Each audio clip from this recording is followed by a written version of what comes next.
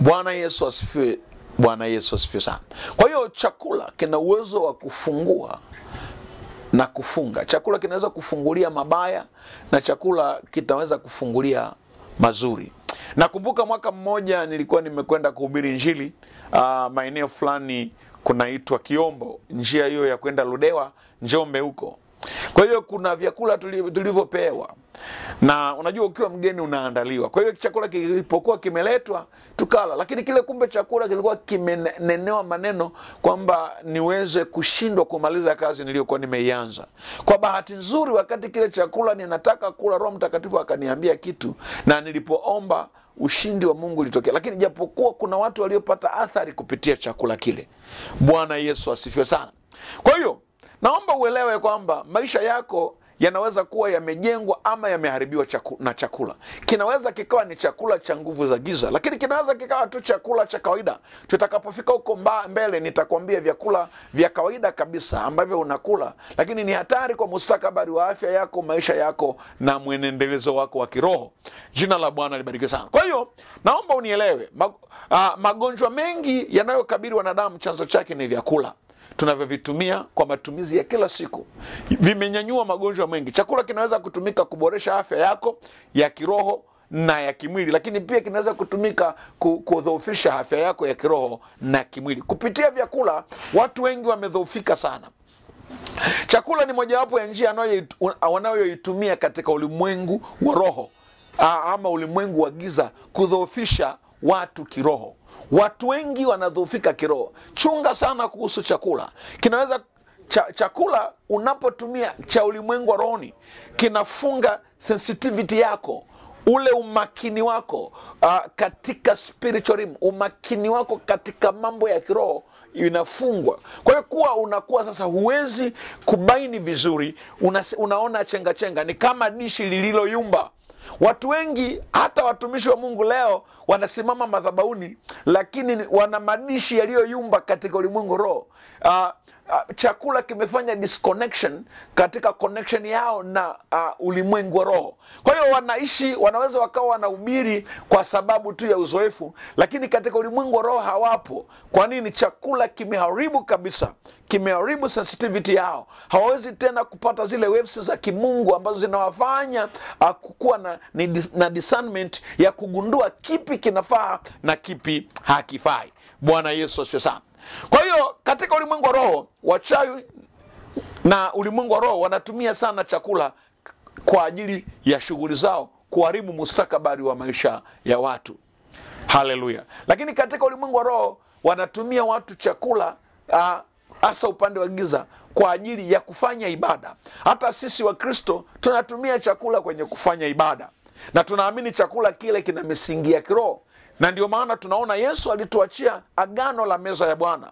Akasema fanyeni hivi kila wakati kwa ukumbusho wangu. Tunapokula mwili na roho, hatuli vitu vya kawaida. Tunakula chakula halisi ambacho kazi yake mojawapo ni pamoja na kuinua ile nguvu na kuhuisha nguvu ya kiroho ndani ya mtu.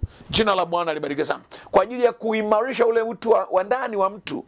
Kwa hiyo hivyo na upande wa giza wanakula vyakula, wanakunywa damu, wanakula hiki na kile. Na ndio maana unaweza ukajikuta umelala usiku, ukaota ndoto uko kwenye sherehe kubwa, unakula manyama, unakunywa na masupu, kumbe unakunywa damu katika ulimwengu wa roho.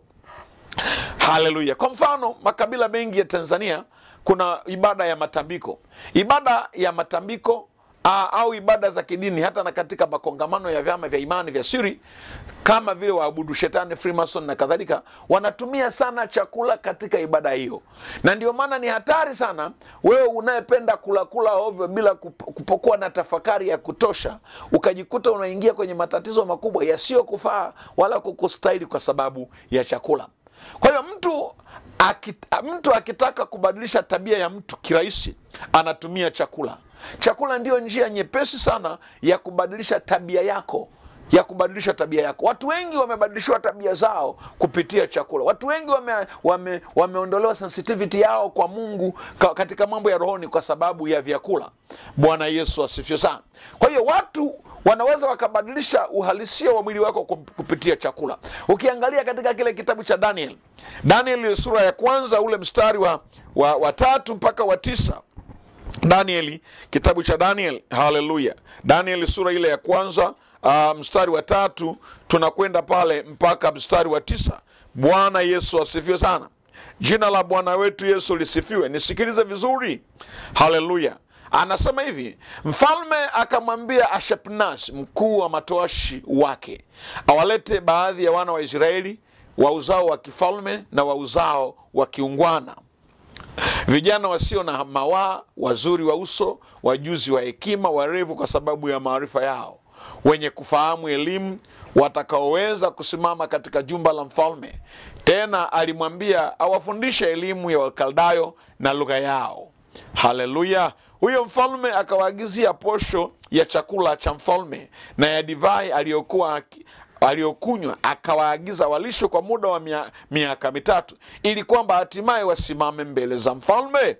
Basi katika hao walikuwepo baadhi ya wana wa Yuda, Daniel na Hanania na Mishael na Azaria. Mkuu wa matoashi akawapa majina. Alimwita Daniel Belshaza, na Hanania akamwita Shadrach, Mishaeli akamwita Meshach, na Azaria akamwita Abednego. Lakini Danieli aliazimu moyoni mwake ya kuwa hatajitia unajisi kwa chakula cha mfalme wala divai aliyokunywa. Basi akamuomba yule mkuu wa matoashi ampe ruhusa asijitie unajisi. Unaona? Haleluya. Shetani hafati watu wa hovyo. Shetani hawezi kufuata kichaa. Shetani anafuata watu kamili ambao wana sifa. Na ndio maana mfalme akawafuata watu wa uzao wa kikuhani. Hakufuata watu wa ovyo, kwa sababu uzao wa kikuhani ulikuwa na nguvu ya kubeba amri na sheria za kidini. Lakini watu wenye ujuzi, sio tu umezaliwa kwenye kuhani wa hovyo hovyo, watu wenye akili ya kutosha, wazuri ambao wana sifa zote, wenye elimu ambao wabadilishwe sasa ili watumie ile nguvu iliyokuwa upande wa Mungu wao kwenda kufanya kwa ajili ya taratibu za Mungu wao. Na wakaona njia ya kwanza ya kufanya na kubadilisha tabia zao na mwenendo wao wa kumwamini Mungu wao ilikuwa ni kufanyaje? Kuwapa chakula. Mwambie mwenzako kwamba hii kitu ya ogopa, hii kitu hatari sana. Wapo mabinti wengi leo wana watoto wasiotarajiwa, wana mambo mengi yameharibu maisha yao, lakini chanzo chake ni vyakula. Walikuwa wanatolewa auti, wanapewa chips dume, wanapewa chipusi, wao wanaona ni kitu cha kawaida. Kumbe vile vyakula vilikuwa vinalenga kuharibu maisha yao. Bwana Yesu asifiwe sana. Kwa hiyo unaanza kuona wakapewa vyakula. Vile vyakula vikaharibu kabisa maisha yao, vikaharibu kabisa kila kitu. Lakini jambo la pili, wakapewa majina. Kitu kingine kinachoweza kukubadilisha ni jina, kwa sababu jina inabeba identity yako. Identification yako inapatikana kwenye jina. Katika kila jina kuna nguvu. Sasa yale majina waliopewa yalikuwa ni majina ya miungu ya wapi? Ya Babeli. Haleluya. Na ndio maana kuna watu leo maisha yao yamekuwa ya hovyo, yameharibiwa kwa sababu ya nguvu ya jina. Haleluya. Unajua ukishasikia neno surname, yani jina la ukoo, kwa lugha nyepesi surname ni utambulisho katika ile miungu ya ukoo wa kwenu au kabila la kwenu. Na kwa bahati mbaya watu wengi hawajakuwa na maarifa, na ndio maana sio kila jina linafaa kumpa mtoto wako. Ukisoma vizuri katika Mambo ya Nyakati wa kwanza sura ya 4 mstari wa 9, Yabesi anamfuata mama yake, anamwambia, mama, mbona mimi kila ninachofanya hakiendi? Mama anamwambia, nilikupa jina la Yabesi kwa sababu nilikuwa na huzuni. Lakini unaona huyu jamaa alikuwa na akili. Biblia inasema akamlingana Mungu, akaenda mbele za Mungu akilia na kuomba na kuomboleza, akamwambia Mungu, hii sio sababu yangu, nisamehe ili nisiishi tena kwa mateso kwa sababu ya jina. Akafuta ile identification ya huzuni, akapanda joy, akapanda tumaini, akapanda ushindi. Na baadaye Biblia inasema huyu alifanikiwa sana. Ukisoma Mambo ya Nyakati ile sura ya 2 mstari ya 50 na huko, unaona mpaka akawa na mji unaoitwa Yabesi. Haleluya. Bwana Yesu asifiwe sana. Kwa hiyo maisha ya wengi yameharibiwa. Maisha ya wengi yameharibiwa.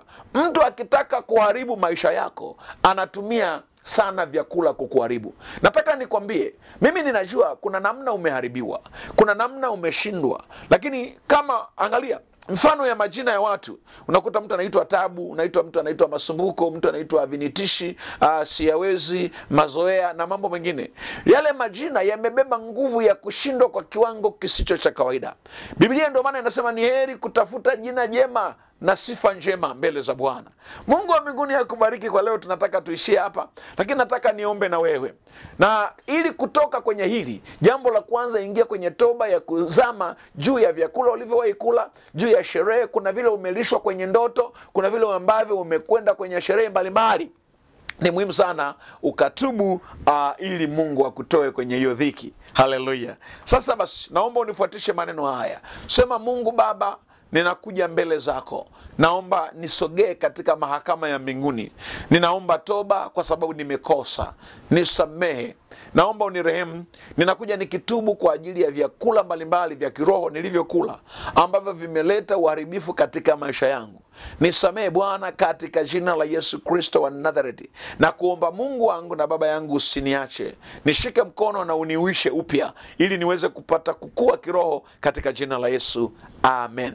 Sasa baada ya hapo, wacha nikuombee. Baba, kwa jina la Yesu, popote alipo mtazamaji na msikilizaji wangu, ninaachilia ile neema na nguvu ulionipa ya kikuhani kwa jina la Yesu kumfungua mtu huyo kutoka katika utumwa uliotokana na chakula. Imeandikwa katika Mathayo 15:13, kila pando lisilopandwa na Bwana litang'olewa. Nami ninang'oa, na kwa jina la Yesu Kristo ninafuta kila maneno yaliyotamkwa kwa damu ya Yesu Kristo juu ya chakula hicho. Nami ninatangaza uhuru, kwa kuwa imeandikwa kwenye Yohana sura ile ya 8 mstari wa 36, mwana akiwaweka huru mtakuwa huru kweli kweli. Katika jina la Yesu pokea uhuru wa Kristo. Amen. Basi Mungu wa mbinguni akubariki popote ulipo. Usiache kusubscribe, kushare na kucomment. Tunakuhitaji sana wewe kwa utukufu wa Mungu. Amen.